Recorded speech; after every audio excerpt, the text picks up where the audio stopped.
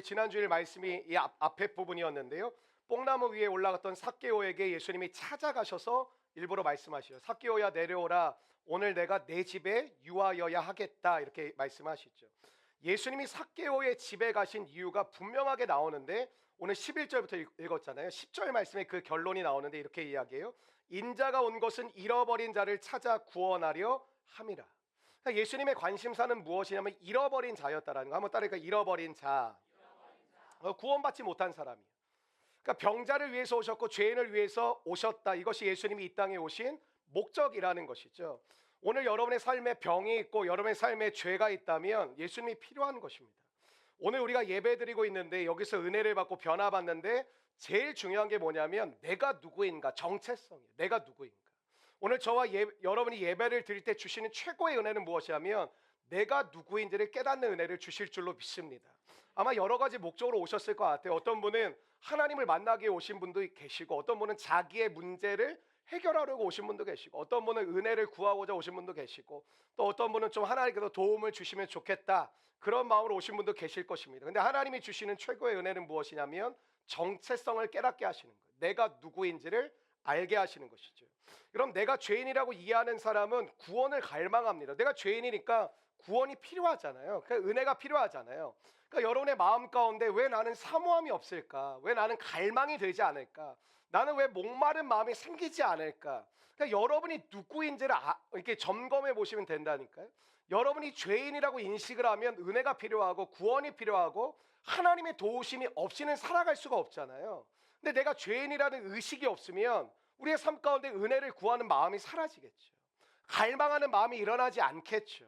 내가 의인이고 조금 하나님의 도움이 필요한 것이고 하나님의 돌봄이 조금 필요한 것이지, 전적으로 그분의 돌봄과 전적인 그분의 은혜가 있어야만 내가 살아간다라는 내가 죄인된 의식이 없다면 우리의 마음 가운데 어떤 딱 선이 딱 찾으면 더 이상 목말라지지가 않는 거예요. 갈망이 되지가 않고 목마름이 찾아오지 않는다라는 것이죠. 여러분, 이런 거예요. 내일부터 리더십 수련회가 있는데 뭐 오늘부터 우리가 수련회 마음을 갖고 하자 그랬는데 제일 안 왔어요. 오늘 뭐 이럴 줄 알았어요, 사실. 왜 그럴까요? 우리의 마음 가운데 수련회를 내가 참석한다고 생각하는 거예요. 교회에서 수련회 하니까 내가 참여해야지. 또 교회에서 다 가니까, 우리 교회 안 가면 거의 이상한 인간이거든요. 거의 다 가니까 뭐 이렇게 빠질 수가 없지, 이런 생각으로 내가 주도권을 가진 것이죠. 그러니까 오늘 여러분이 가지고 있는 재정이 주님의 것이라고 생각해 보신 적 있습니까?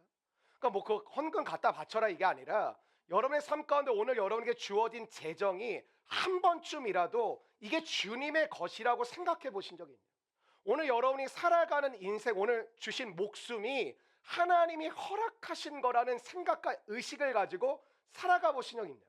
그러니까 오늘 우리의 삶 가운데 다 내 것인 거예요. 내가 결정하고 내가 선택하고 내가 원하면 하고 내가 싫으면 안 할 수 있고, 내가 판단해서 내가 할 수 있는 만큼이면 하는 거고, 내가 판단해서 나는 어려운 상황이면 못하는 거.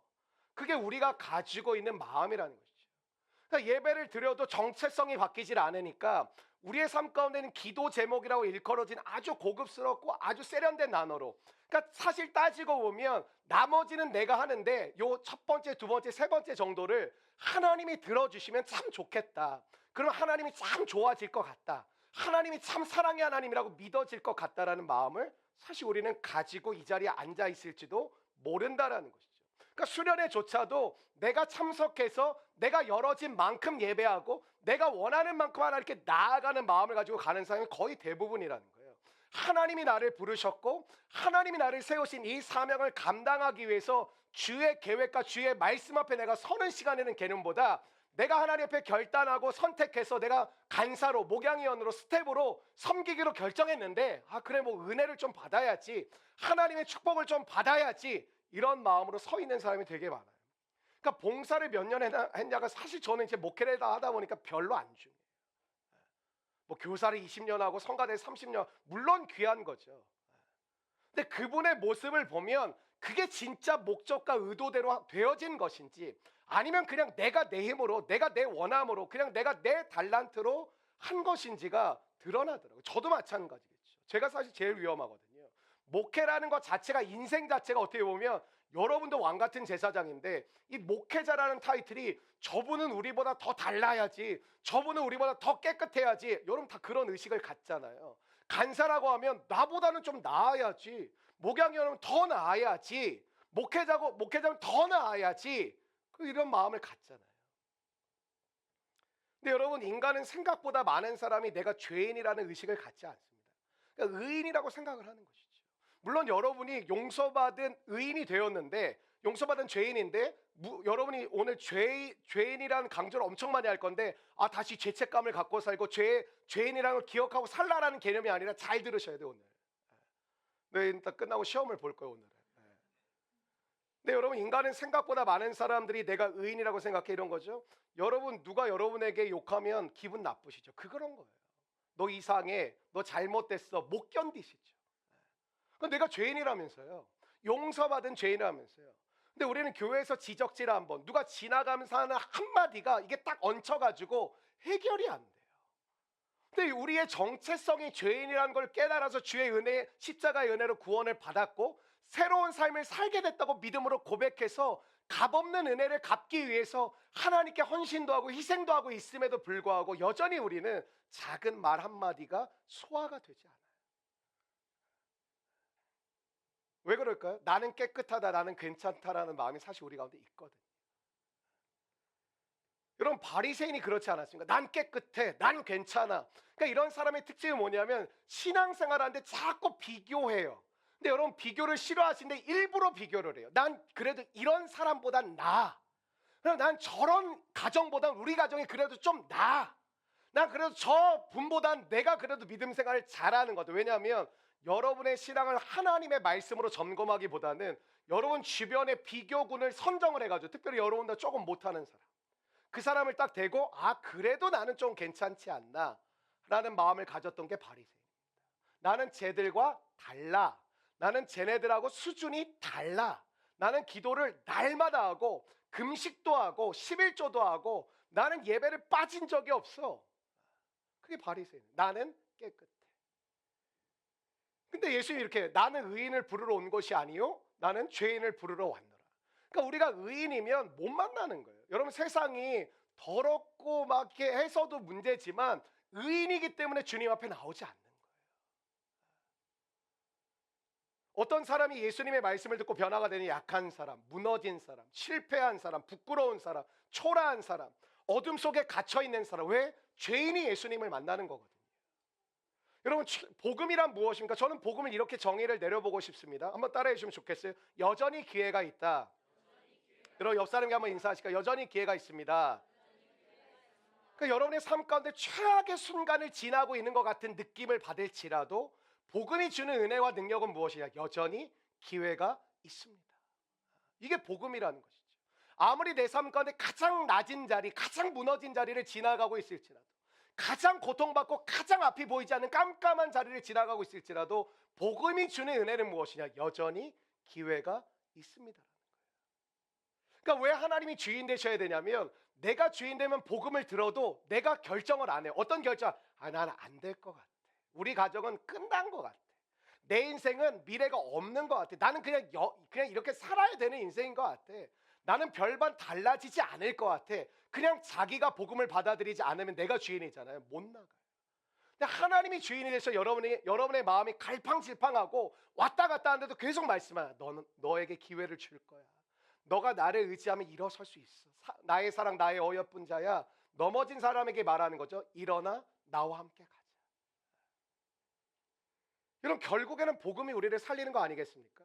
여러분, 누가복음에서는 문화 비유라고 나오고 마태복음에서는 달란트 비유라고 나오는데, 아마 이거 생각 없이 읽으시면 이거 똑같은 내용을 왜 기록을 했나, 뭐 문화하고 달란트의 차이인가, 엄청난 차이가 있긴 있거든요. 1달란트의 60분의 1이 1문화니까 엄청 사실은 가치가 달라요. 그러니까 이게 뭐 주시는 메시지가 똑같은 건데 달란트, 문화 이렇게 다른 건가? 근데 그게 아니라 완전히 달라요. 거의 똑같은데 다른 메시지가 하나 있어요.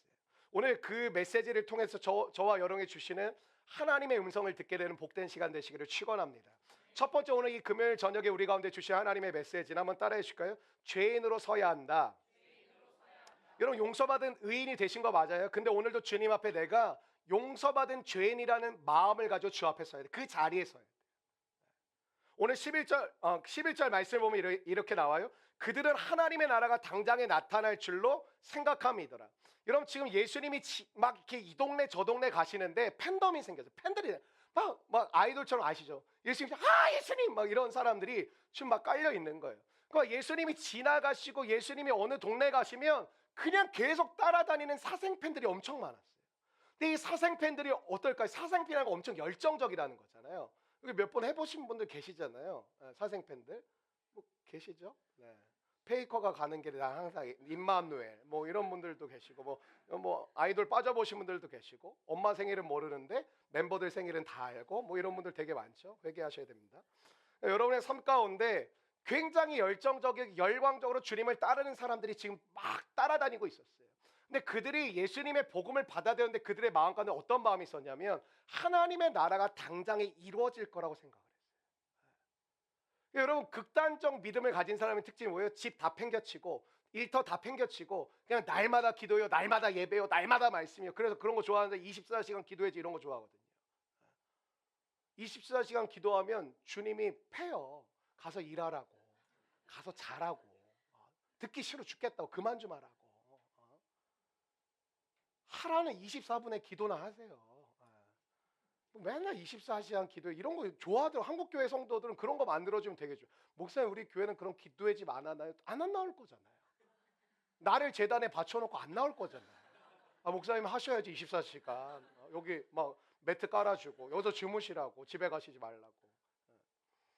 이런 하나님의 나라가 당장에 이루어질 거라고 믿었다라면 믿음이 좋았다라고도 볼 수 있지만 이렇게 해석할 수도 있어요. 그들은 자기가 변화된 의인이라는 걸 넘어서 난 의로와라고 생각했어요. 어떻죠? 여러분이 의롭게 느껴지면 세상에서 놀았던 친구들과 거리가 좀 멀어지기 시작해요. 그리고 여러분이 막 흔들어댔던 그 클럽이 소돔과 고모라처럼 느껴져요. 그리고 막 여러분이 막 부어라 마셔라 했던 그 모습들이 막 끔찍한 것처럼 바뀌어요. 그 좋은 거예요. 근데 극단적으로 바뀌어서 어떻게 되냐면 다 썩을 놈, 죽일 놈들, 저거 소돔과 고모라. 여러분이 얼마 전까지 거기 계셨잖아요. 근데 누가 지나가면서 여러분한테 저 썩을 놈, 죽일 놈 하면 어떤 마음이겠어요? 근데 우리가 하나님을 막 이렇게 뜨겁게 만나면 이게 마음이 바뀌니까 이게 죄였구나, 이게 잘못된 거였구나, 내가 저기 있었구나, 나를 나오게 해주셨구나, 나를 구원하셨구나, 이게 느낀 것까지는 좋은데 어떤 이분법적인 믿음을 갖게 되면 무서운 거예요. 쓸어버려야 돼. 저런 악들은 사라져야 돼. 하나님이 다 믿음으로 정복해가지고 다 사라지게 만들고 하나님의 나라가 이 땅 가운데 완전히 이루어져야 돼. 근데 여러분 몇 년 전, 몇 달 전에 거기 앉아 계셨잖아요. 지금 이 사람들이 갖고 있는 마음은 뭐냐면 이 이스라엘의 중심 예루살렘 가자라는 거예요. 예수님 가가지고 그냥 이 썩을 놈들, 악한 놈들 다 쓸어버리고 우리가 이 나라를 믿음으로 정복해야 된다고. 요즘 한 미친 목사가 그러죠. 이 대한민국을 뭐 기독교 국가 만들어요. 그 놈부터 죽어야 돼요. 하나님 뭐 하시나 왜 안 들어가시고. 여러분 하나님의 뜻이 이 나라가 기독교 국가 되는 걸까요? 여러분 소외된 자를 사랑하는 게 기독교 국가예요. 아파하는 자를 지나치지 않는 게 기독교 국가라고요.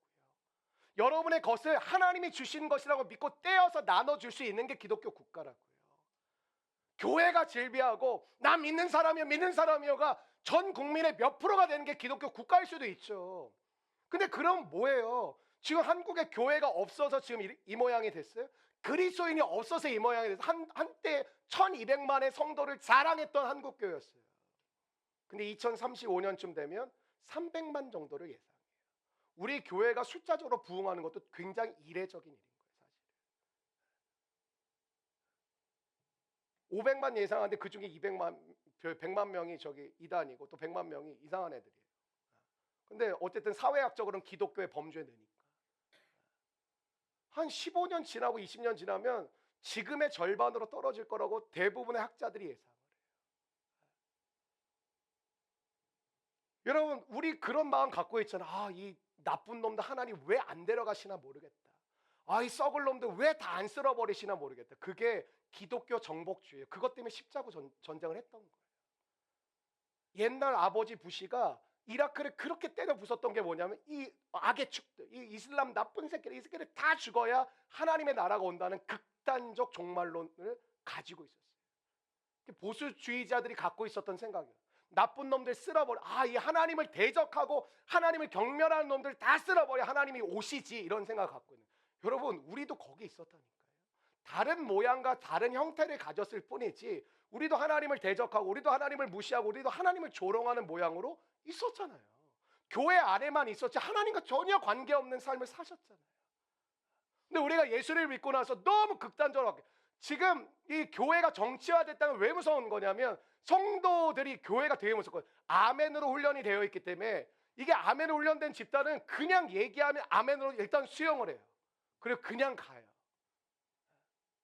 굉장히 조심해야 돼요.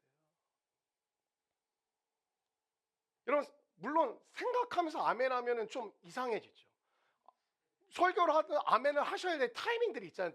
그거 알잖아요. 짬밥죽 드셔보나 지금 아멘 해야 돼. 아멘 이렇게 해야 되는데 할까 말까 하다가 한 10초 지나서 아멘 하면 이게 설교 못 합니다. 하지 마세요. 근데 여러분이 생각하시면서 말씀을 보셔야 되고 고민하시면서 기도하셔야 돼요. 고민과 의심은 잘못된 믿음의 형태가 아니라 자라나는 과정의 건강한 형태예요. 여러분, 애들이 계속 의심하는 그게 사춘기예요. 근데 여러분, 또 한 번의 사춘기가 언제예요? 갱년기예요. 갱년기가 왜 무서운지 아세요? 사춘기랑 똑같아요. 마음의 질풍노도의 시기예요. 여러분, 사춘기도 호르몬의 변화죠. 갱년기도 호르몬의 변화예요. 호르몬의 변화라는 그 시점에 사람들의 마음에 급격한 변화가 2번 정도 찾아오거든요. 근데 어렸을 때 나이가 좀 들어서. 근데 생각보다 이렇게 생각하는 사람들이 많아요. 나쁜 놈들 쓸어버리고 하나님의 나라가 한국에 와야 돼. 한국이 너무 소돔과 고모라가 됐다. 여러분, 그 마음이 들면 건강한 믿음의 방향은 전도하고 복음을 전해야 되겠다. 사랑을 실천해야 되겠다. 선교해야 되겠다는 마음을 가져야 되는데 하나님 나쁜 놈들 쓸어버려야 됩니다.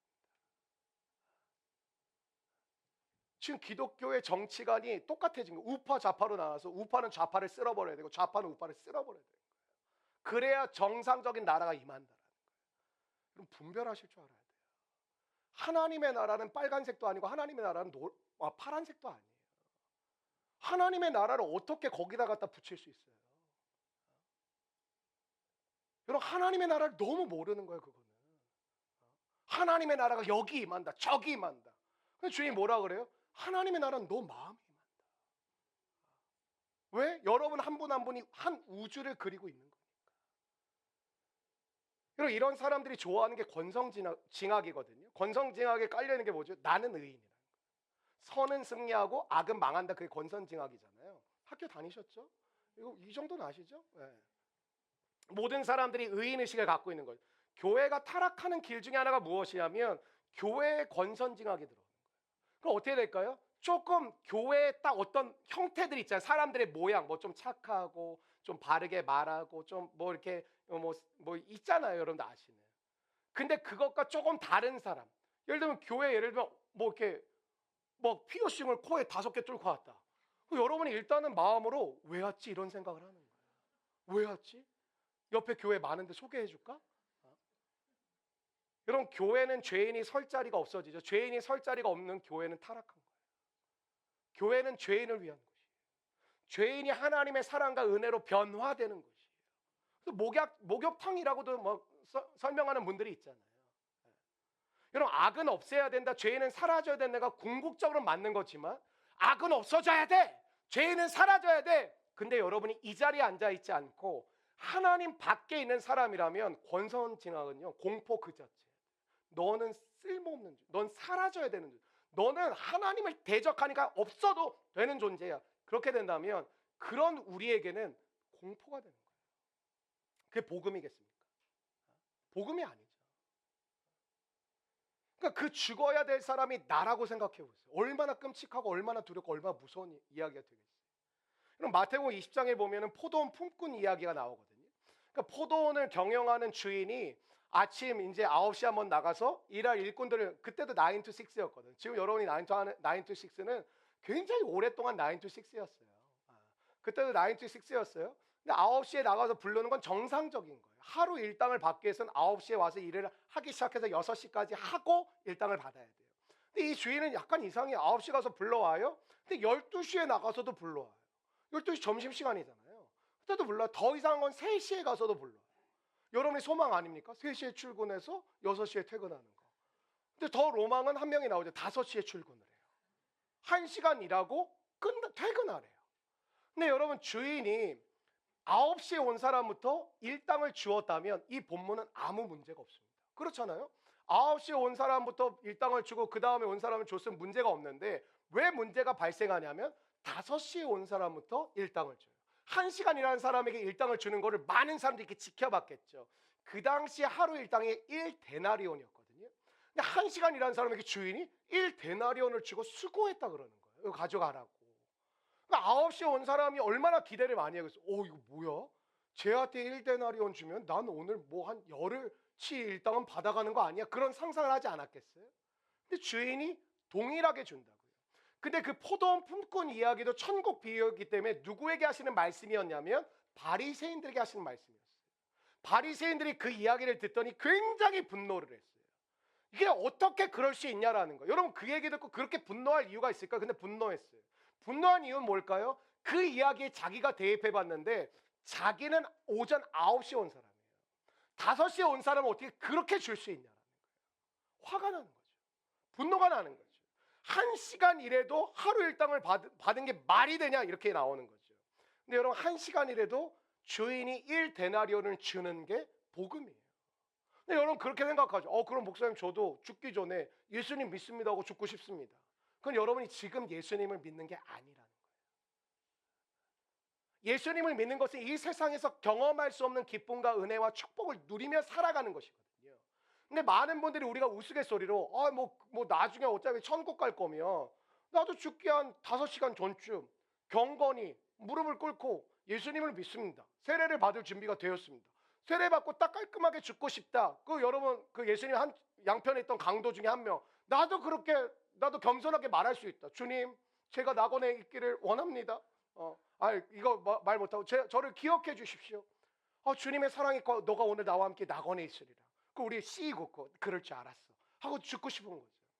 그럼 오늘 여러분이 예수님을 믿는 건 전혀 행복하다는 게 아니에요. 세상의 기쁨과 비교해서 예수님 믿는 즐거움이 크지 않다라는 거예요.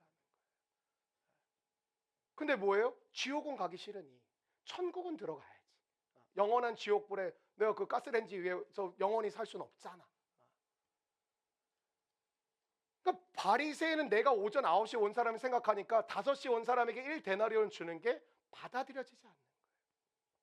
자기가 의인이라고 생각할 때부터 어때요? 공격하게 되고 비판하게 되고 하나님을 원망하게 됩니다. 하나님, 어떻게 그랬어요? 제가 한 고생과 저 사람이 한 고생은 차원이 다르고 제가 겪은 고난과 저 사람이 겪은 고난 질적으로 다른데 어떻게 쟤랑 나랑 똑같이 해줄 수 있습니까? 이게 우리가 가지고 있는 마음의 불편함이에요. 그래서 요즘 장년들이 그 갱년기가 많이 왔어요. 교회에서.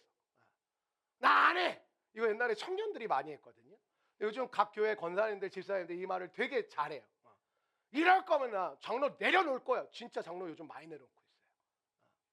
장로 하시고 싶으면 그런 교회 가세요. 진짜예요. 시모 장로를 예전에는 절대 안 내려놨거든요. 근데 요즘은 교회마다 장로의 직분을 자기가 내려놔요. 못 해먹겠다. 이렇게 나만 고생할 거면 나 하기 싫다. 있을 수 없는 일이에요, 사실은.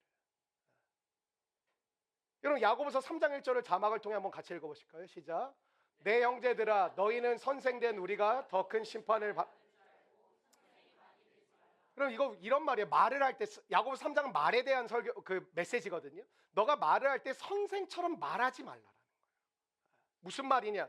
선생의 입장에서 말할 때 특징이 뭐냐면 질책하고 판단이에요. 그러니까 저는 교회에서 굉장히 다양한 직업군을 만났잖아요. 교사들의 특징이 있어요. 교사도 평교사와 교장 선생, 교감 선생 한 사람 또 달라요. 장학사 한 사람 완전 또 달라요. 바리새인이에요. 선생님들의 특징이 첫 번째 꼼꼼해요. 대부분 선생님들은. 그리고 굉장히 집중력이 좋으세요. 근데 어떠냐면 통이 크지 않아요, 별로.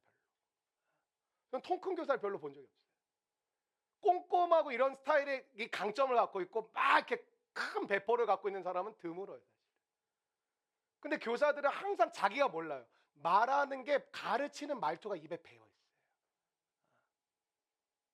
저희 아내도 이제 가르치는 거고 저도 가르치는 거니 얼마나 지방이 달리겠어요. 목사도 가르치는데 저희 아내도 이제 가르치는 직업이잖아요.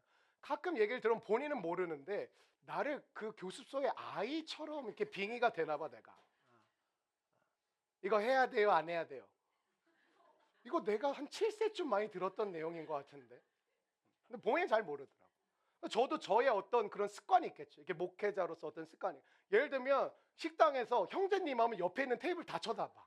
형제란 말 잘 안 쓰잖아요. 내 친형제한테도 형제라고 얘기를 안 하는데 뭐 자매님 하면은 주변 식당 전 조용히 얘기해요. 자매님. 그리고 나 밖에서 나한테 목사라고 하는 거 되게 싫어해요. 사장님이라고 하든지. 목사라고 하는 순간 다 쳐다봐. 네가 목사야? 막 이렇게 다 쳐다봐. 아 그렇구나.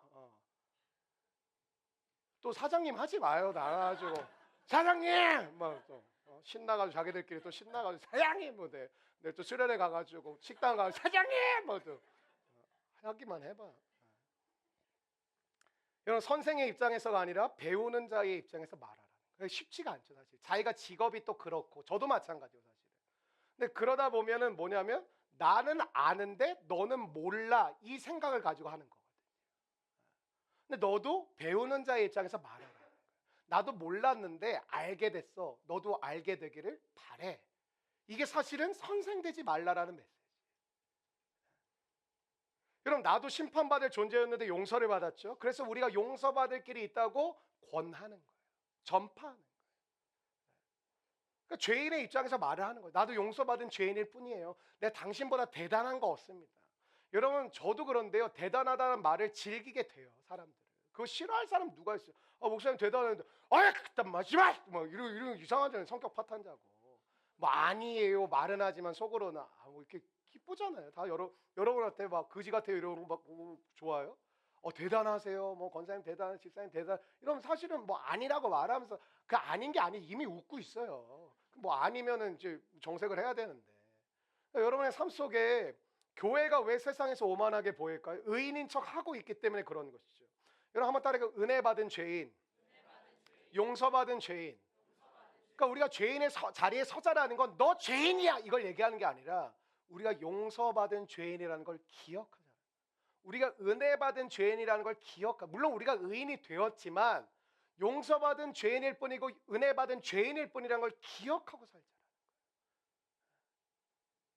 여러분 달란트 비유하고 문화 비유를 이제 제가 좀 설명을 해드릴게요. 이게 약간의 차이가 있는데 어떤 차이가 있냐면 달란트 비유는 한 사람에게 5달란트, 또 한 사람에게 2달란트, 또 한 사람이 몇 달란트를 주죠? 1달란트를 주죠. 근데 여러분 문화 비유는 10문화를 10명의 종들에게 하나씩 줘요. 그러니까 하나씩 공평하게 주는 거고 여긴 5개, 여긴 2개, 여긴 하나. 이 차이가 있습니다. 한 사람은 한 문화를 가지고 나가서 장사를 하라 그랬거든요. 주인이. 그러니까 장사해가지고 10문화를 남깁니다. 여러분 한 문화가 1,000만 원 정도 되거든요. 이게 한 달란트가 6,000일 동안의 일당이니까 하루 일당을 10만 원만 잡으면 6억이에요. 그거의 60분의 1이니까 1,000만 원이거든요. 그러니까 1,000만 원을 가지고 나가서 장사를 해서 1억을 만든 거예요. 대단한 거죠. 한 사람은 또 5천만 원을 만들어 온 거예요. 근데 한 사람은 수건에 고이 싸가지고 아주 해맑은 눈빛으로 주님 제가 잘 보관해 줬습니다 하고 드리는 거예요. 근데 달란트 비유는 어떤 관점이냐면 인간의 관점이에요. 문화 비유는 하나님의 관점이에요. 한번 설명을 해볼게요. 달란트 비유는 왜 인간의 관점. 여러분 누가 옆에 있는 사람 5개 받았는데 나 2개 줘. 옆에 또 하나 줘. 뭐가 되죠? 비교가 되죠. 그렇잖아요. 왜 쟨 5개야? 왜 난 2개밖에 안 줘? 왜 난 하나야? 심지어 난 하나야. 근데 나는 왜 쟨 2개고 쟨 5개인데 왜 나한테는 하나밖에 안 주셔? 이게 비교가 되잖아요. 인간의 관점이라는 것이죠. 근데 문화 비유는 하나님의 입장이거든요. 하나님의 입장에서는 5개나 2개나 1개나 동일하게 줬다는 거예요. 왜? 각 사람의 목적에 맞게끔 주었을 뿐이니까 동일하게 주었다. 그러니까 달란트 비유와 문화 비유를 잘 접목을 하면 정확한 우리가 의미를 깨달아갈 수 있거든요. 그러니까 한 달란트가 6,000데나리오니까 6억 정도가 되고 한 문화는 60분의 1이니까 1,000만 원인데 여러분 여기서 예수님께서 우리에게 보여주시고자 하는 건 무엇이냐면 달란트 비유는 나와 너를 비교하게 돼요. 난 2개, 넌 5개. 난 2개, 넌 1개. 난 5개, 넌 하나밖에 없어? 넌 2개밖에 없어? 나 5개 있는데 비교해요. 그러니까 달란트 비유는 인간의 관점이에요. 나와 너를 비교해요. 근데 여러분 문화 비유는 다 10사람에게 한 문화씩 줬으니까 비교할 게 없어요. 다 똑같이 줬으니까. 이건 뭘 비교하는 거냐? 하나님께 받은 것과 여러분 그 문화를 가지고 장사를 했으니까 시드머니가 될 수도 있고 뭐 투자금이 될 수도 있잖아요. 그걸 가지고 내가 한 일이 뭐냐? 그걸 비교하라. 하나님께 받은 거 한 문화, 그 받은 것을 가지고 내가 한 일이 어떠냐? 그걸 비교하라. 뭐냐면 내가 나와 비교하는 거예요. 한 문화의 비교는 뭐냐면 과거의 나와 오늘의 나를 비교하고 오늘의 나와 미래의 나를 비교하라는 거예요. 여러분 누가복음 12장 48절에 보면 이게 많이 받는 게 좋은 게 아닌 게 중반절에 보면 물은 많이 받은 자에게는 많이 요구할 것이 많이 맡은 자에게 뭐라고요? 많이 달라 할 것이라고. 이런 문화 비유가 우리에게 하나님의 시각을 더 잘 보여주는데 하나님의 은혜 안에 있을 때 우리 가운데 주신 은혜가 뭐냐면 비교 의식에서 자유케 됩니다. 여러분 옆 사람에 있는 사람은 여러분의 적이 아니라 여러분과 같은 표대를 향해 나아가는 동역자예요. 인사하실까요? 당신 나의 적이 아닙니다. 그 싸움의 대상이 아니라 손을 잡고 함께 목적지를 향해 가야 될 친구이기도 하고 동지이기도 하고 동역자라는 것이죠. 그래서 달란트 비유를 보면 5달란트, 2달란트, 1달란트를 보는데 그럼 어떻게 생각하세요? 누가 가장 힘들었을까? 전 2달란트라고 생각해요. 왜냐? 2달란트는 5달란트를 보고 비교하게 되고 1달란트를 받은 사람과도 비교하게 돼요. 물론 1달란트 받은 사람도 마찬가지지만 근데 이 비교 의식이 가장 강할 수밖에 없어요. 왜? 조금 더 주셨으면 좋았겠다. 그리고 내가 얘보다는 낫다. 근데 1달란트 어떻죠? 아예 포기했을 가능성이 높아요. 나는 꼴찌네. 5달란트는 그냥 아예 무시하고 살았겠죠. 근데 여러분 이해하기 쉽게 제가 이렇게 설명해 볼게요. 5달란트 받은 사람은 1등이라고 해봐요. 1달란트 받은 사람을 꼴등이라고 해봐요. 꼴등처럼 3등이라고 해봐요. 그럼 여러분 1등과 3등 사이에 낀 2등 이렇게 얘기할 수가 있겠죠. 근데 여러분 우리가 살아가는 세상을 보면 항상 나눠지는 비율이 어떠냐면 상위 앞에 나가는 사람이 5% 정도 되고요. 최하위가 5% 정도가 돼요. 90%는 어떠냐면 2달란트 받았다고 생각하시면 돼요. 물론 지금 여러분 눈빛을 보면 전 5개인데요. 뭐 이런 눈빛들이 많으신데 대부분은 2개예요. 그러니까 뭐죠? 비교의식이 상당히 강할 수밖에 없다는 거예요. 위에 있는 사람 보고 비교하고 밑에 있는 사람 깔아뭉개면서 비교하고. 그러니까 그 비교의식에서 자유하지가 않은 것이죠. 근데 여러분 2달란트 의식이 뭐예요? 2달란트 받은 사람의 특징이 뭐냐면 5달란트 받은 사람과 동일한 마음을 가지고 일했어요. 그래서 2개를 남겨요. 오늘 우리에게 필요한 게 뭐냐면 대다수가 2달란트라고 볼 수 있거든요. 그냥 쉽게 이게 통계적으로 비유하면.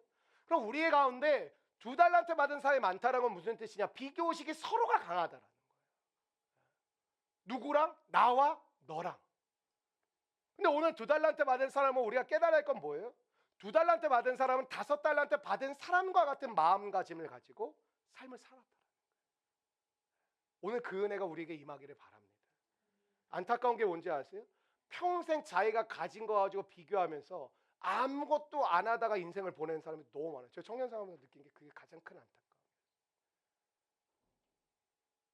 그럼 내가 죄인이라고 생각하는 사람은 비교를 안 한다니까요. 예를 들어 볼까요? 오후 5시에 일하러 들어온 일꾼이 누구랑 비교할까요? 마냥 감사한 거예요. 오직 주인만 보이는 거. 와 진짜 좋은 주인을 만났다. 진짜 감사하다. 진짜 좋다. 와 오늘 뭐야 완전 대박이다. 그러지 않았을까요? 오후 5시에 온 사람, 죄인 의식을 가진 사람은 비교할 대상이 없어요. 근데 여러분이 어느 순간 오후 5시에 온 사람 일꾼이라고 생각했다가 조금 봉사하고 헌신하면 3시, 12시, 9시 내가 제일 많이 수고해. 그렇게 생각한다니까요. 근데 이게 문제가 뭔지 가정 안에서 나만 피해자야. 교회 공동체에서 나만 피해자야. 회사에서도 나만 착해가지고 거절 못해서 나만 피해자야. 그게 여러분을 옥죄어 죽이는 거예요. 질식시켜 죽인다. 왜? 그게 정체성이 돼요. 근데 여러분 1시간밖에 일하지 않는데 뭐예요? 이만큼이나 줬어. 엄청 자랑하고 떠들고 다니지 않았을까요? 와 오늘 진짜 나 일했는데 1시간밖에 안 하는데 오늘 그 주인 이상해. 한 대나를 그냥 줬어 나한테 오늘. 비교할 대상이 없어요. 그냥 마냥 감사하고 마냥 기뻐요. 그게 우리의 모습이어야 되지 않을까요? 오후 5시에 온 사람의 마음이 우리 가운데 있어야 되는데 우리는 나의 수고가 보이는 거예요. 나의 헌신이 보이고 내가 얼마나 애 많이 썼는데 내가 얼마나 쓰고 많은데 나를 인정을 안 해줘. 어떻게 이놈의 교회는? 어떻게 이놈의 가족들은 내가 수고한 거는 당연하게 여겨? 그게 여러분의 삶을 눌러버려요. 여러분 신앙생활하면서 자꾸 비교의식이 생기고 있다? 그건 내가 의인이라는 착각 속에 빠져 들어가고 있을지 몰라요. 결과는 어때요? 늘 비교하고 늘 불행해요. 그래서 제가 이제 목회를 하면서 40대 50대들도 이제 많이 만나게 되니까 40대 50대가 되셨는데 먹고 사는데 크게 지장이 없는 분들이 꽤 많아요. 그냥 앞으로 30년 40년 못 모아놔서 불행한 거지, 불행하다 생각하지, 당장 먹을 거 없는 분들 거의 본 적이 없어요. 그러니까 그거 넘어서 좀 더 많이 가진 분들도 많이 만났어요. 근데 특징이 뭐냐? 먹고 사는데 문제가 없는데 행복하지 않아요. 기뻐하지 않아요. 행복하지 않은 이유가 뭘까? 내가 왕이거든요. 내가 왕이면 만족이라는 게 없어요. 그러니까 여러분 하나님이 은혜 받은 사람에게 하나님이 주신 걸로 살아가는 게 여러분 비참해 보여요. 주신 걸로 살아가는 사람은 감사할 것밖에 없어요. 사실 기뻐할 것밖에 없고. 근데 내가 왕인 사람 어때요? 내 힘으로, 내 노력으로, 내 계획으로 여기까지 왔어요. 잘했죠 어떻게 보면. 근데 앞으로도 내 힘으로, 내 노력으로, 내 계획으로 가야 된다고 생각하니까 마음이 힘든 거예요. 만족이 안 되는 거예요. 여러분 주님 앞에 설 때까지 꼭 붙들어야 될 게 두 가지가 있어요. 한번 따라해. 은혜 받은 죄인, 용서받은 죄인. 여러분 이 죄인의식은 우리를 겸손하게 하고 겸손하면 은혜가 임할 것이고 은혜가 임하게 되면 승리와 능력이 여러분에게 임하게 되실 줄로 믿습니다. 여러분 그래서 죄인의식을 갖고 살아가는 사람의 특징이 뭔지 십자가를 꼭 붙잡고 살아요. 왜? 내 정체성을 바꾼 게 십자가니까. 그러니까 십자가 없이 살아갈 수가 없어요. 십자가의 주님을 바라보면서 날마다 오늘도 주의 은혜가 없이는 제가 못 삽니다. 하나님이 돌보지 않으시면 저 못 삽니다. 주의 능력이 없이는 저 승리할 수가 없습니다. 십자가 붙들고 사는 능력의 삶, 그것이 예수님의 제자된 삶이죠. 너희의 모든 것을 부인하고 내가 너에게 짊어주는 십자가 지고 와라. 그게 그 뜻이에요. 주님이 주시는 십자가 의자. 너의 모든 것은 용서받은 죄인이고 은혜 받은 죄인이지 않냐? 그러니까 너가 날마다 다른 거 다 없어도 내가 없으면 안 되지 않겠냐? 너가 나를 바라보고 은혜를 받고 나를 바라보고 날마다 용서를 받는 은혜를 통하여 하루하루를 살아가는 삶. 그게 죄인의식을 갖는 거예요. 난 용서받은 죄인입니다 주님. 난 은혜 받은 죄인입니다. 물론 제가 의인이 되었지만 여전히 저는 오늘도 연약해서 죄 가운데 무너질 수밖에 없고 오늘도 연약해서 저는 또 부족함으로 쓰러지고 나태해지고 게을러질 수밖에 없는. 그래서 주님 오늘도 주님 주신 십자가 의지하며 나아갑니다. 주님 오늘 하루도 저를 붙들어 주시옵소서. 여러분 기도를 오래 하신 분들의 특징이 기도가 강력함도 있지만 어떤 기도가 있냐면 기도가 삶이 배어져요. 그러니까 기도라는 거에 삶이 다 들어가 있어요. 이래요. 기도가 끊이지 않아요. 그러니까 웬만한 그 할머니 권사님들은 쇼미더머니 나가면 1등 먹어야 돼요. 기도가 끝날 때 안 끝난 거죠. 하나님 아버지 힘이 없어 일단 이분들은. 오늘도 나에게 새 생명을 주신 하나님의 이름을 찬양합니다. 오늘도 제가 눈을 뜨고 손이 움직여지고 다리가 움직여지고 온 장기를 다 축복해. 그거 하면 한 20분 지나가거든요. 근데 이분들은 진짜 그게 감사한. 그 오늘도 제가 살아갈 수 있는 삶의 터전을 주시고 어제도 그 집 그분 거였거든요. 근데도 오늘도 감사한. 그러니까 기도가 삶에 배워지신 분들은 삶의 모든 것들이 어떻게 되냐면 기도화가 되는데 여러분 이런 거예요. 기도가 오래 안 되는 이유가 뭘 기도해야 될지 모르시죠. 왠지 아세요? 내 거라서 그래요. 근데 기도가 몸에 배신 분들의 특징이 뭔지 아세요? 모든 게 주님이 주신 거예요. 그러니까 주님의 거예요. 그러니까 자유롭죠. 드리라 하면 드리고 받으라 하면 받고 너 가져라 하면 가지고 너 옆에 있는 사람 채워줘라 하면 채워주고 이게 자유로운 거예요. 그러니까 이분들의 삶은 모든 것이 감사의 고백이요 하나님 앞에 은혜의 고백이 나오는 거예요. 그러니까 기도가 잔잔한 듯 하나 기도의 내용에 특별한 기도 제목이 없어요. 근데 삶의 모든 내용을 올려드려요. 근데 제가 봤을 때 이런 분들은 기도를 한 20년 이상 꾸준히 오십니다. 처음엔 기도 제목 갖고 시작해. 자기 생각으로, 자기 열정으로, 자기 의지로. 근데 이 과정을 넘어서지 못한 분들이 제가 볼 때 교회 거의 85%예요. 90% 정도 돼요. 그러니까 맨날 기도 제목, 기도 제목, 기도 제목. 그러니까 거기 넘어가는 분들이 제가 한 열에 한두 분, 요즘 한 분 정도도 있을까? 근데 이분들은 기도가 흐름이 없어요.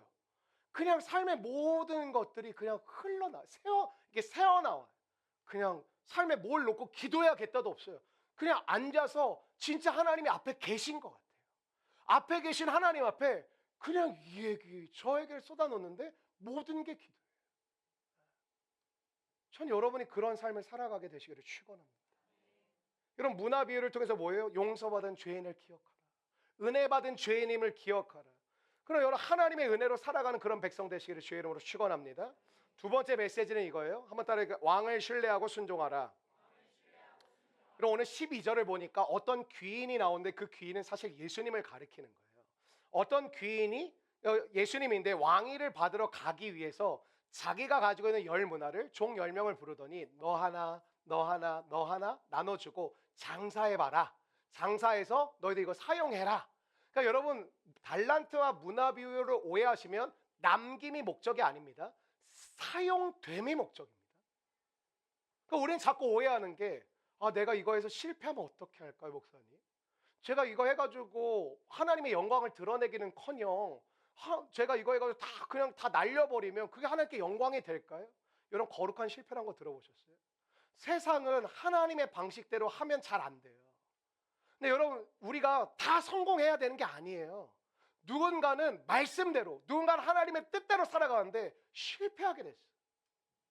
여러분 저는 그게 또 메시지라고 생각하거든요. 근데 여러분의 삶 가운데 이런 거 내가 요거 가지고 내가 이거라 해서 이것까지 다 날리면 어떡할까요? 그럼 난 너무 힘들 것 같은데. 그럼 모든 게 주님이 주셨다면. 우리는 자꾸만 남겨야 된다는 강박관념이 있어요. 여러분 주님이 그러면 여러분에게 투자 안 합니다. 투자할 얼굴들이 아닙니다. 저한테 왜 투자합니까? 하나님 왜 여러분에게 투자하냐고요. 투자도 될 법한 사람 골라서 투자하시지 왜 하나님의 백성이라고 일컬어지는 모든 사람에게 기회를 주시고 달란트를 주시고 문화를 주시고 장사해봐라. 사용해봐라. 그러니까 우리의 인생 가운데 가장 복된 인생이 뭐예요? 하나님께 쓰임받는 인생. 전 우리 교회가 쓰임받는 교회가 되길 원합니다.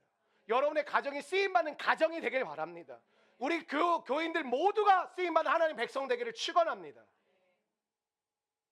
그러니까 가서 써보라는 거예요. 땅에 달란트를 파둔 놈하고 수건에 감춰둔 놈 뭐예요?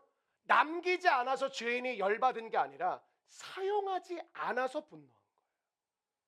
오늘 여러분의 삶 가운데 세상이 여러분을 말하죠. 너는 잘 못할 것 같아. 너는 그 정도 그릇이 안 돼. 너는 그냥 이렇게 조용히 살아. 넌 그 정도만 해도 감사한 줄 알아. 그 얘기를 왜 아멘 하시냐? 주의 말씀에 아멘을 안 하고 왜 그딴 얘기에 아멘을 하시냐? 그리고 왜 그냥 이 정도 사는 것도 감사한 거지? 믿지도 않는 그 고백을 하면서 왜 사시냐고. 제가 제일 싫어하는 말이 있거든요. 평범하게 살고 싶어요. 성경은 평범하게 살라는 말이 한 번도 없어요. 너 목적대로 살아라. 내가 너를 향한 목적이 있고 뜻이 있다. 평범하다는 뭐예요? 그냥 대중 속에 그냥 그 속에 갇혀서 사는 존재가 되고 싶다는 거예요. 그러니까 나라는 정체성을 스스로 버리겠다는 평범하다는 게 뭐죠? 나라는 특별함을 나는 그렇게 살고 싶지 않아요. 그냥 아무도 나를 알아주지 않았으면 좋겠고 그냥 저는 물에 물 탄 듯 술에 술 탄 듯 그냥 여기 가서도 어울리고 저기 가서도 어울릴 줄 아는 그런 사람이 되고 싶어요. 하나님의 사람 아닙니다. 오늘 14절 말씀을 읽어보실 거예요. 14절 말씀입니다. 시작. 그런데 그 백성이 그를 미워하여 사자를 뒤로 보내어 이르되 여러분 14절이 이 땅의 모습을 보여주고 있는데 이 땅의 모습이 어떻죠? 이 세상의 모습은 예수님을 받아들이지 않아요. 예수님을 적대시해요. 예수님 엄청 조롱해요. 무시해요. 저는 가끔가다 열받는 게 예수님이 정말 이 세상의 밑바닥까지 가셨어요. 그냥 사람들이 예전엔 두려움이라도 있었거든요. 근데 요즘 사람들은 그냥 이 하나님에 대해서 말하는 게 두려움 자체가 없어요. 그럼 예수님이 왕이 돼서 귀인이 가서 왕이 돼서 그 예수님이 왕이 돼서 돌아오셨어요. 근데 왕이 돼서 돌아왔는데 예수님 눈에 딱 두 종류의 사람이 있거든요. 문화를 맡기고 간 종들이 한 부류가 있고 한 부류는 어떻죠? 자기를 반대하는 사람, 자기를 공격하고 정죄하는. 근데 예수님이 어떤 모습으로 왕으로 오셨어요? 붕어 왕 is back 비싼 거예요. 왕으로 오셨어요. 얼마나 지난주에 순종적이든지 주애가 탕후루 돌릴 때마다 다들 거기 막 미어캣처럼 내가 가져가도 되나? 아니면 내가 지금 가져가면 안 되는 차례인가? 이거 내가 잘못 뻗었다가 안 될 것 같고, 붕어빵 찍어낼 때마다 막 그냥 사랑의 눈빛으로 먹어도 되나요? 이번 주일 설교 때 여기 안쪽 우편에는 탕후루, 좌편에는 붕어빵 하면 집중력이 엄청 좋을 것 같아요. 여러분, 누가 먼저 보일까? 반대하는 사람이 먼저 보이세요. 야, 나 왕으로 왔어. 야, 너 뭐라 그랬지 나한테? 썩을 놈? 감옥에 몇 년 있고 싶니? 몇 대 쳐맞고 들어갈까? 그런 생각 들지 않겠냐? 복수심. 근데 오늘 예수님은 반대하는 사람에게 먼저 찾아가는 게 아니라 자기가 문화를 맡긴 사람에게 찾아갔어요. 메시지예요. 마지막 날 주님은 당신을 믿지 않은 사람들을 처분하려고 처단하는데 혈안이 되어 계신 분이 아니라 하나님의 사명을 맡겨준 우리에게 관심이 너무 많으신 거예요. 우리부터 부르신 거예요. 근데 우리가 더 벌벌 떨지도 모르겠지. 한 게 아무것도 없는데. 그리고 이제 뭐 예를 들면 김예수 오세요인데 이혼이 너 먼저 가. 너 맞는 거 보고 갈게 나도. 주님의 관심은 당신의 사명을 가지고 있는 사람, 주님의 마음을 가지고 있는 사람. 주님은 빨리 끝이 와서 이 새끼를 다 쓸어버리고 니네 나 없다 그랬냐? 누구부터 패버릴까? 무궁화 꽃이 피어. 너? 얼마나 재밌겠어요 예수님이. 그리고 우리는 옆에서 얼마나 더 재밌겠어요. 믿으라 그랬잖아. 여러분, 여기에서 우리에게 중요한 인사이트가 뭐예요? 이 세상을 살면서 우리는 어디에 초점을 맞춰야 될까요? 세상은 조롱해요. 그럼 여러분의 마음도 흔들리시죠. 세상이 하나님을 무시해요. 그럼 여러분의 마음도 무너질 때가 있으시죠. 하나님의 관심사는 하나님의 사명과 뜻을 가진 자에게 있는 줄로 믿습니다. 오늘도 하나님의 시선은 믿지 않은 자들을 어떻게 할까가 아니라 우리에게 문화를 맡겨주신 하나님의 당신의 백성들에게 어떻게 살아가고 있는지, 그 문화를 어떻게 활용하고 있는지를 보고 계신다는 거예요. 그래서 여러분이 교회 공동체뿐만이 아니라 일터에서, 가정에서 제일 어려운 게 관계잖아요. 관계로 무너진다는 게 뭐냐면 여러분이 문화와 달란트를 땅에 쳐박고 수간에 감싸는 행위랑 똑같은 거예요. 여러분의 시선이 거기서 헤어나오질 못하는 거예요. 주인을 바라보고 가는 게 나의 믿음의 삶으로 변화된 삶인데 여전히 주인을 바라보는 시선보다는 좌우 내게 보여지는 사람들의 말들, 그게 훨씬 더 확실하게 들려요. 주님의 말씀이 들리죠. 너는 나를 따르라. 이런 베드로의 아내가 얼마나 빡쳤을까요? 이 새끼 어디 가? 날 버리고 어디 가냐고. 네가 가정을 내팽개치고 어딜 가냐고. 여러분, 믿음 생활하면서 믿는다라는 가족한테 욕먹는 게 제일 힘들거든요. 넌 하나님 미쳤냐? 차라리 안 믿는 사람이면 그 이해라도 되는데 믿는 자가 그러면 진짜 속 뒤집어지거든요. 그럼 베드로의 아내는 어땠을까요? 베드로의 그 장모님 계셨거든요. 장모님 열병에서 일어나셨으니까 자네 어디 가나? 주님을 따르렵니다. 그럼 이제 딸한테 총을 가져와라. 이런 교회에서도 원리가 있어요. 저도 참 이게 그럴 수밖에 없는데 여러분, 불을 붙일 때 젖은 장작에 불을 붙이면 불이 붙나요? 안 붙어요. 마른 장작에 붙어요. 여기 앉아 계신 분들 제가 비유할게요. 여러분, 마른 장작이에요. 왜? 은혜를 사모해서 왔어요. 하나님을 만나기 위해서 왔어요. 그 마음이 있는 사람을 마른 장작이라고 해요. 그래 여러분에게 은혜가 임하면 금방 붙어요. 금방 기도가 돼요. 금방 찬송이 돼요. 금방 하나님이 바라봐줘요. 근데 주일날 예배는 젖은 장작도 곳곳에 굉장히 많아요. 그렇다고 우리가 주보 주면서 뭐 이렇게 젖은 장작 이렇게 표시할 수는 없잖아요. 마른 장작, 젖은 장작. 근데 그게 누구냐? 세 가족. 또 하나는 연약한 지체, 믿음이 약한 지체들. 그러니까 교회가 어디에 힘을 쏟냐면 세 가족의 힘을 기울이고 또 이제 연약한 사람들이나 믿음이 연약한 사람을 돕는 데 힘을 많이 쓰죠. 전 잘못됐다고 생각해요. 제가 올해부터 목회 방침을 바꿨어요. 저도 대부분 그런 사람들 여태까지 신방에 우선순위를 두고 만나고 성경 공부 가르치고 거기 엄청 많이 했거든요. 그게 아니더라고요. 그리고 간사들은 잘하고 있는 사람들이니까, 목양회원들은 이 사람들이 이미 헌신된 사람들이니까 괜찮다라고 마음을 갖고 오히려 여러분들 간사들이 제한테는 두 번째, 세 번째였어요. 연약한 사람들, 새가족들, 부족한 사람, 믿음이 연약한 거기에 관심이 많았어요. 그래서 제가 올해 선포했어요. 나는 당신들을 제자 삼을 테니 당신들은 팀원들 제자 삼아라. 난 당신들과 시간을 보낼 테니 당신들은 팀원들과 시간을 보내라. 내가 당신들에게 제자 삼는 모습을 보일 테니 당신들도 그 모습 보고 제자를 삼아라. 젖은 장작을 붙이는데 에너지를 쓰는 게 교회가 아니에요. 마른 장작이 활활 타오르면 젖은 장작은 어느 순간 타기 시작해요. 근데 우리는 안 믿는 사람, 그리고 나한테 조롱하는 사람, 여러분에게 뭐라고 하는 사람에게 시선이 먼저 가죠. 그게 여러분의 신앙을 무너뜨리는 거예요. 분명 여러분을 돕는 사람이 있거든. 분명 한 명이라도 여러분을 지지해주는 사람이 있고 응원해주는 사람이 있고 축복해주는 사람이 있거든. 근데 그 사람은 당연하게 여겨요. 왜? 내가 의인이어서 그래요. 난 사랑받을 자격이 있어. 난 그럴 만한 헌신을 하고 있어. 난 그럴 만한 존재야. 여러분의 시선이 여러분을 공격하고 여러분을 무너뜨리고 이론적으로 알죠. 저 새끼가 나의 사울이구나. 나를 나답게 만든. 그 이론적으로 아는데 그게 시간이 계속되면 힘들거든요. 근데 우리는 뭘 먼저 봐야 돼? 나를 사랑해주는 사람, 나를 돕는 사람, 내 손을 잡아주고 함께 가자고 하는 사람, 나를 축복해주는 사람. 우리가 나머지를 버리자는 게 아니라 여기에 먼저 여러분의 시선을 두고 여러분에게 마음을 좀 어렵게 하는 사람, 여러분의 삶을 좀 어지럽게 하는 사람, 여러분을 좀 공격하는 것처럼 느끼게 만드는 사람, 여러분을 비판하는 사람, 그 다음에 가야 되는데 여러분이 가지고 있는 모든 힘을 여러분을 지지해주고 사랑해주고 축복해주는 사람한테 나누지 않고 다 모든 힘을 나를 존격하고 나를 조롱하고 나를 욕하고 나를 뒷담화하는 사람한테 모든 신경을 쓰니 어떻게 돼요? 그러기가 돼요. 여러분을 축복해 주는 사람 당연한 거 아니에요. 여러분을 위해 기도해 주는 거 당연한 거 아니라고. 하나님이 여러분에게 주신 놀라운 은혜인 줄로 믿습니다. 그거를 보시라고요. 먼저 큰 은혜가 있구나. 하나님 나를 붙들고 계시는구나. 하나님이 이 사람을 보여주신 거, 하나님이 나를 향한 축복이 있구나. 그리고 여러분 그 공격을 이겨가시라. 그 어려움을 헤쳐가시라.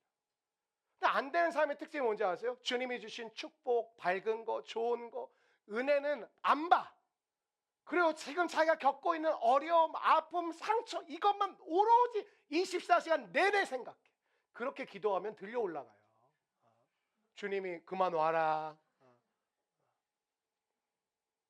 그래서 내일 리더십 수련회도 여러분 새가족 수련회 우리 하이파이브 있죠. 새가족의 날이 있죠.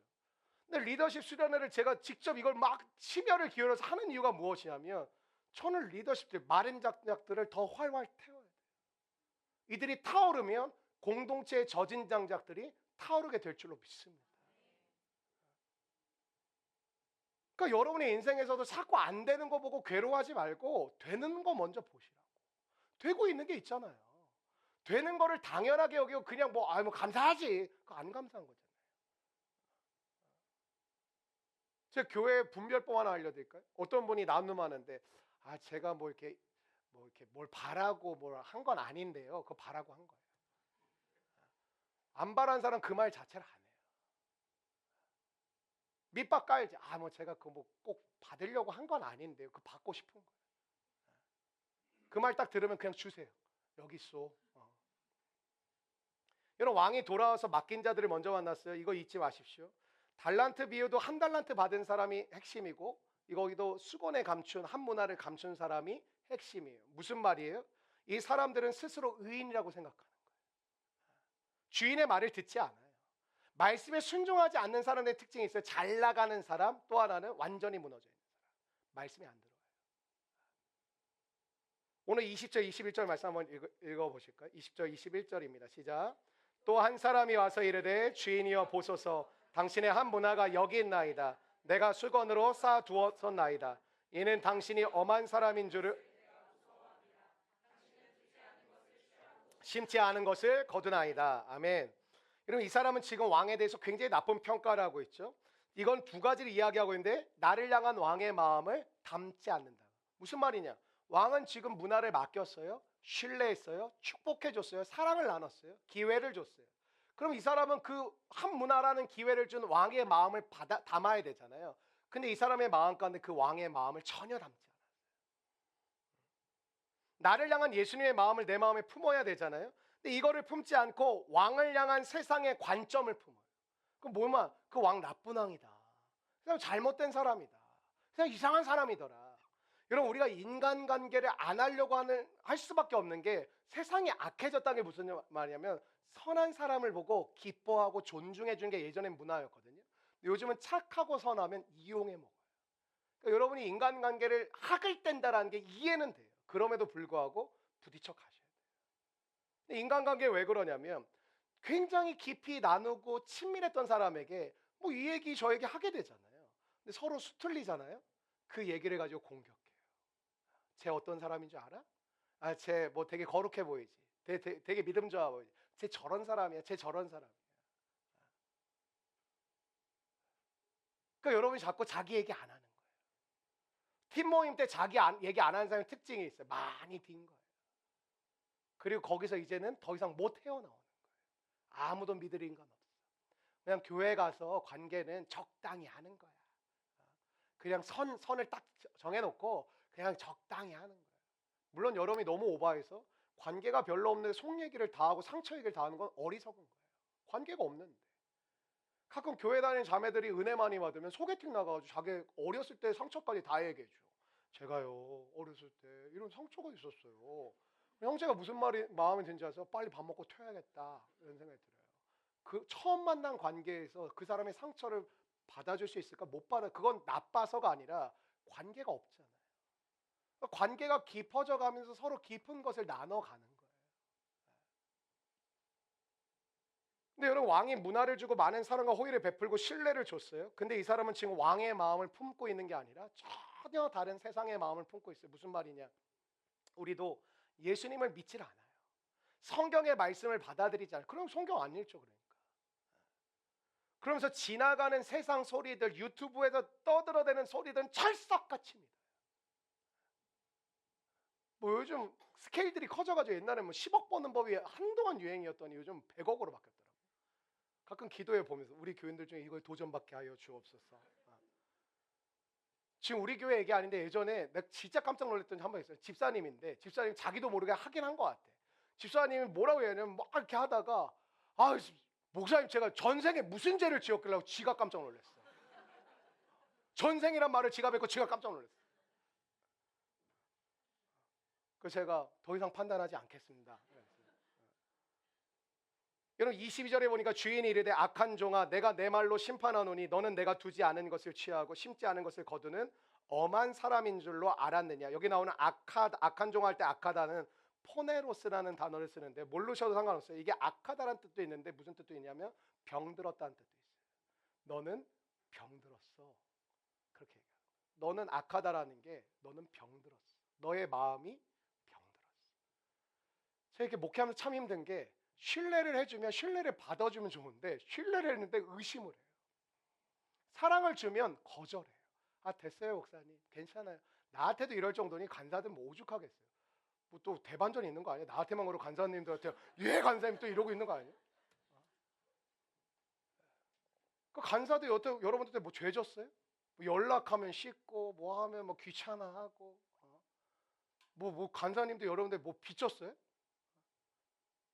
이게 어려운 거야. 사람들이 다 죄로 뒤틀려 있다라는 게 사랑을 주면 기뻐해야 되는데 사랑을 줘도 거절하고 뭐 함께하자 아이 싫다 그러고 뭐 어떻게 지내셨어요? 뭐 아셔서 뭐하게 이렇게 얘기하는 사람도 있어요. 아셔서 뭐하게요? 뭐라고 얘기해요? 죄송합니다. 그 이제 충격이 있는 거죠 사실은 마음에. 그게 뭐예요? 너 마음이 병들었어. 여러분 교회가 왜 공동체 이루기 어려운지 아세요? 죄송해요. 우리 모두가 다 병들었어요. 병든 인간들끼리 모이니 하나 되기가 얼마나 어렵겠어요. 그게 교회예요. 죄인들의 집합체잖아요. 자기중심성. 다 자기밖에 몰라요. 그러니 얼마나 우리가 말이 많고 앞에서 웃는데 뒤에서 욕하고 얼마나 배신이 많고 얼마나 그런 일. 그러니까 답은 하나밖에 없어요. 주의 성령을 받아야 돼요. 그리고 그분이 우리를 다스리셔야 돼요. 순종은 너 말 들어 이게 아니에요. 초대에 응하는 거예요. 하나님께서는 좋은 분이시고 하나님은 내게 좋은 것을 주시는 분인 줄 믿습니다. 그걸 믿는 거예요. 그래야 세상이 어찌됐든 나는 그분이 좋으신 분이고 좋은 걸 주시는 분이라고 믿어. 그래서 나는 어떤 이야기가 들려도 나는 그분을 따를 거야. 그게 믿음이에요. 근데 한 문화를 수건에 싸두었던 사람은 세상의 소리를 듣고 와서 주인을 공격하고 있어요. 그리고 그 정당한 자기한테 1,000만 원을 맡겨준 사람한테 너 썩을 놈이래, 너 나쁜 놈이래더라, 너 굉장히 뭐 이상한 사람이라던데. 자기가 게으르고 악해서 일하지 않은 것을 가지고 핑계대고 있고 원망하고, 그 기회를 준 주인에게 원망을 하고 있어요. 논리는 이런 거예요. 나는 잘못한 게 없다. 네가 잘못한 거다. 왜? 자기는 의인이니까. 여러분, 그래서 자기 의라는 거, 자아라는 게 무시무시한 거예요. 왜 무시무시하냐면 여러분, 스스로를 얽매이게 만들고 스스로를 숨죽이게 만드는 게 자아예요. 자기 의. 나는 옳아. 난 괜찮아. 옛날 목사님들은 목사님들의 말에 권세가 있거든요. 그러니까 지금 우리가 권세가 없는 게 악해져서 그래요. 나도 기도 열심히 하거든요. 한동안 내가 권세가 없어서 그런가? 옆동 친구 얘기 들었을 때 그나마 난 권세가 있어. 물론 또 잘못했네요. 비교를 했으니까. 널 보니 난 그래도 좀 착한 성도를 만난 것 같다. 근데 예전에는 말을 하면 들었거든요. 근데 말세의 특징이 뭔지 아세요? 말을 안 들어요.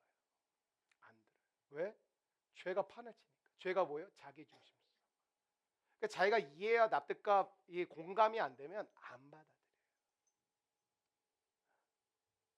오늘 성경은 이 대적하는 무리들 가운데서 한 문화를 가지고 한 문화씩 주고 10명을 보내는 거예요. 마치 우리처럼. 이 악한 세상 가운데 하나님이 한 문화씩 주고 가서 해봐라. 가서 도전해봐. 가서 믿음 갖고 한번 부딪혀봐라. 지금 저와 여러분을 그렇게 보낸 거예요. 근데 세상은 어때요? 적대적이에요. 조롱해요. 무시해요. 너 뭐 하나님 믿어? 너 교회 아직도 교회 다녀? 그렇게 우리를 조롱하고 무시해요. 근데 똑같아요. 근데 어떻죠? 누군가는 한 문화를 가지고 10문화를 남겼어요, 못 남겨? 남겼어요. 누군가는 5문화를 남겼어요. 하나님이 원하시지 않은 건 딱 하나예요. 아무것도 써보지 않고 땅에 묻거나 수건에 감춰두거나. 여러분, 전도와 선교가 안 될 것처럼 보이는 세상입니다. 근데 우리같이 연약한 사람들이 너무나도 힘든 상황 가운데 오늘 뭐라 하는 게 열매 맺을 수 있어. 그 얘기야. 마지막으로 이 말씀드리고 마치고 싶은데요. 물론 우리 교회 이제 금지어인데 그 미국 서부에만 가면 있는 햄버거 집이 하나 있습니다. 인앤아웃이라고. 네. 오늘까지만 하겠습니다. 네. 근데 인앤아웃 버거가 얼마나 좋은 회사냐면 그 투자의 기재 워런 버핏이 자기가 살 수만 있다면, 팔기만 한다면 자기 여기 사고 싶다. 그 워런 버핏이 굉장히 장수하고 있잖아요. 근데 그분 보면 또 우리가 되게 이상한 것 같아요. 그분 제일 즐겨 먹는 게 햄버거거든요. 그 매일 하루에 콜라를 3캔씩 먹어요. 그 제로 드시는 분, 하루에 제로 3캔씩 드시는 분 몸에 더 안 좋답니다. 제로니까 괜찮아 하고 우리 교회도 제로를 막 뭐 아주 당당히 전 제로 주세요 모르고 계속 드시는 분들 계시더라고요. 근데 이 인앤아웃이 해리 스나이더, 에스더 스나이더란 부부가 창업을 했어요. 1948년도에 시작이 돼서 엄청 유서가 깊은 사실 햄버거집이거든요. 근데 이 남편은 2차 세계대전을 치른 퇴역 군인, 전역한 군인이었어요. 그리고 아내는 광부의 딸로 태어나서 둘 다 엄청 가난했어요. 근데 전역금을 가지고 뭐 먹고 살아야 되니까 가게를 오픈했는데, 그 미국 서부에 가면 볼드윈 그 공원이라고 있거든요. 그 공원 옆에다가 자리를 하나 얻어가지고 햄버거 집을 열었어요. 근데 햄버거 집을 열었는데 너무 작은 거, 돈이 없으니까. 그래서 최초의 드라이브 스루가 어디냐면 인앤아웃이에요. 근데 왜 그러냐면 둘 테이블이 없었어. 전 용서해 주세요. 인앤아웃 버거 먹은 거. 전 이렇게 교양 있게 먹은 거예요. 나머지 아무것도 모르고 먹은 애들이랑은 전 차원이 다르답니다. 근데 이 사람들이 신앙이 있는 사람들이었거든요. 그러니까 기도하면서 우리는 돈도 없고 하나님 저희 가난합니다. 이렇게 기도를 시작했어요. 근데 이렇게 했어요. 하나님의 말씀의 원리대로 주님을 대접하듯이 건강한 식당을 만들어가고 싶습니다. 그게 기도였어요. 그때 묵상하다 받은 말씀이 요한복음 10장 9절이었어요.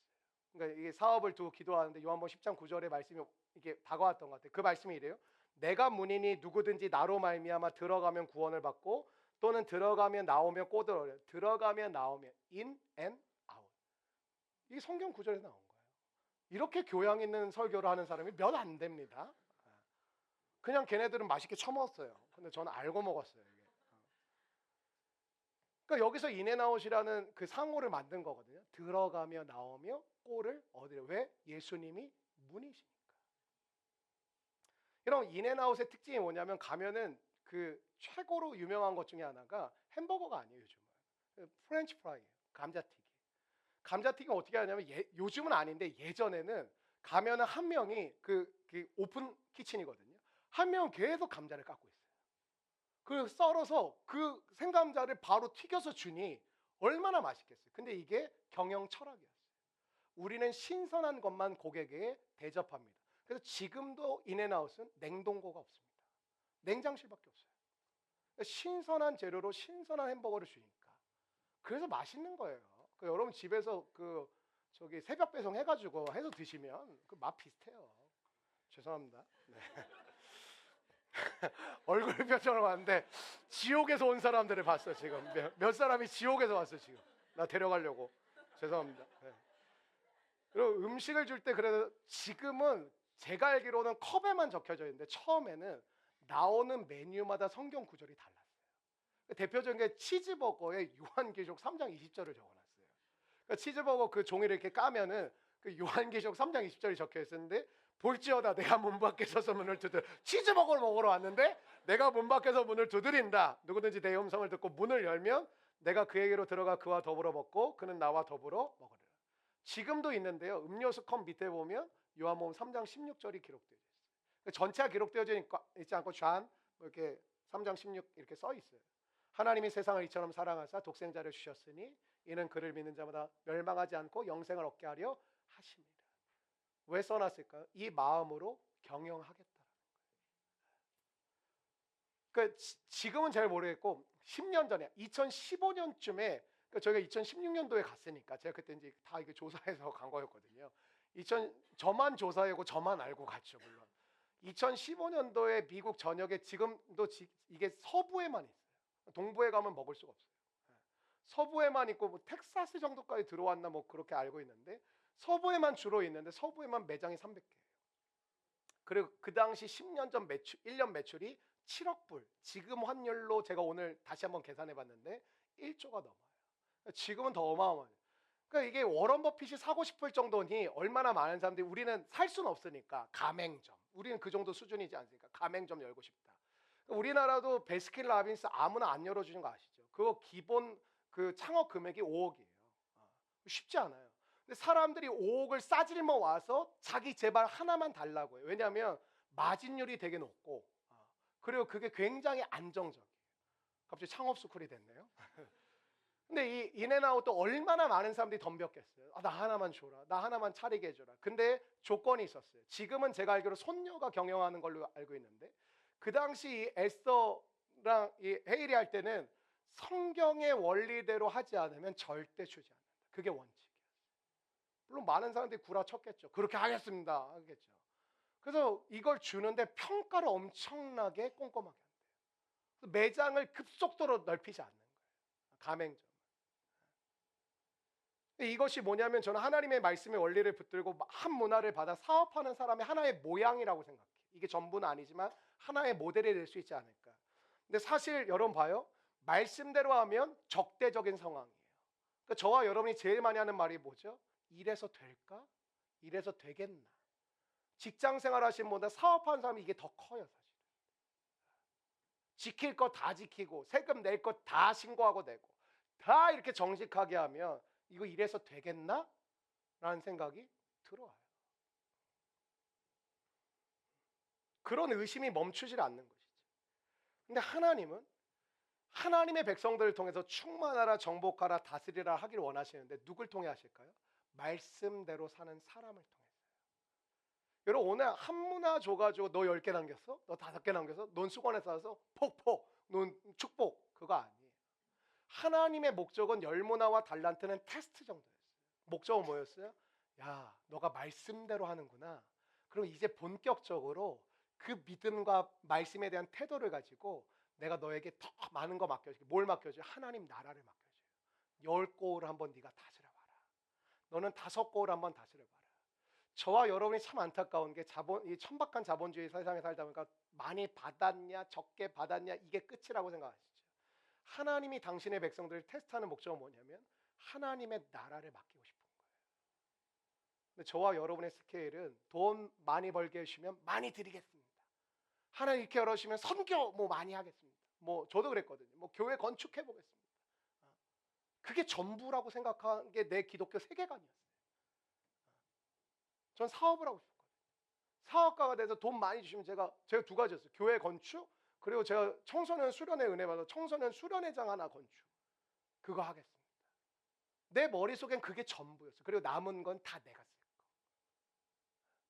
하나님이 원하시는 테스트는 여러분에게 하나님의 나라를 맡기고 싶으신 거예요.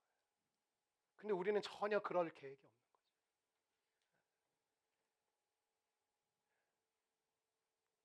여러분, 얼마나 남길지는 사람마다 달라요. 그래서 그럼 이제 모델이 중요한 건데 어떤 분 한번 따라해. 순종의 모델.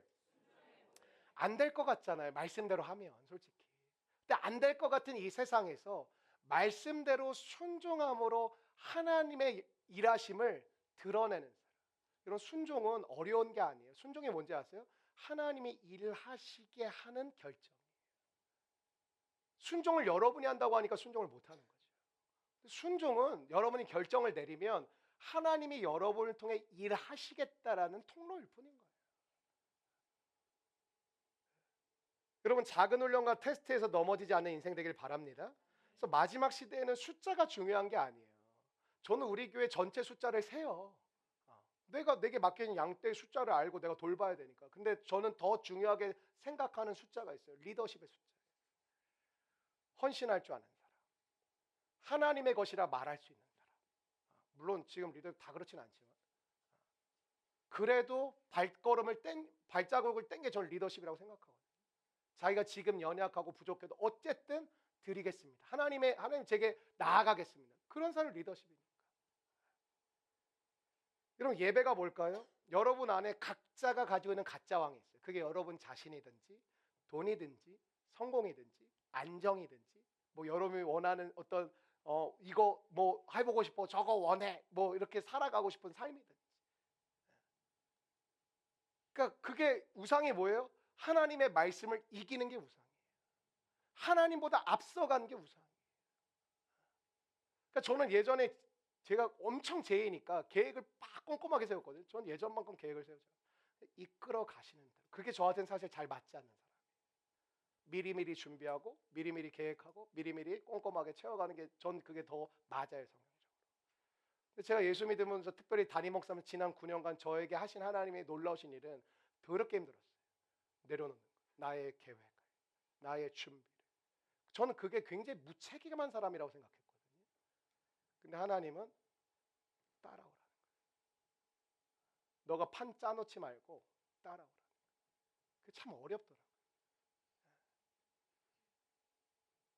여러분, 오늘 진짜 왕 되신 주님만이 세워지기를 축원합니다. 여러분, 리더십 수련회 가는 것도 되게 한 가지 하러 가는 거예요. 우리 안에 진짜 왕을 세우는 시간을 갖는 거예요. 섬기다 보면 여러분 왜 힘들어요? 솔직히 나라는 왕이 자꾸 말을 거니까 힘든 거죠. 네가 이렇게까지 해야 될 이유가 뭐냐? 왜 너만 고생을 하냐? 왜 너만 이렇게 힘들게 하냐? 뭐 안 하는 사람도 천지인데 천지 빽깔인데 왜 너만 이렇게 나만 고생을 해야 되고 나만 어려움 겪어야 되냐? 그러니까 우리 마음 가운데는 여전히 예수님 한편에 있는 강도점 나도 나중에 예수 믿고 구원받아도 되는 거 아닌가? 라는 마음이 찾아오는 거죠. 뭐 이렇게까지 고생하며 살아야 되나? 이게 그냥 고생이고 고난일 뿐인 거지 이게 영광으로까지 가지 못하는 거죠. 그러니까 오늘 문화 비유는 그거예요. 다 똑같이 주었다라는 거예요. 근데 그것을 어떻게 하라고요? 죄인의 관점으로 보라는 거예요. 물론 용서받은 죄인이고 은혜 받은 죄인이고 더 이상 우리가 죄인은 아니지만 우리가 의인의식을 갖게 되면 못한다는 거예요. 그러니까 여러분이 용서받은 죄인, 은혜 받은 죄인을 평생 붙들 때 뭐를 벗어날 수 없냐? 십자가를 떠날 수가 없어요. 그거 없으면 나 못 사니까. 왜?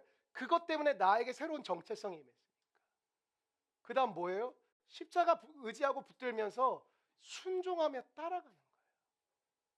그때 주께서 여러분의 삶을 통해 새해를 행하실 줄로 믿습니다.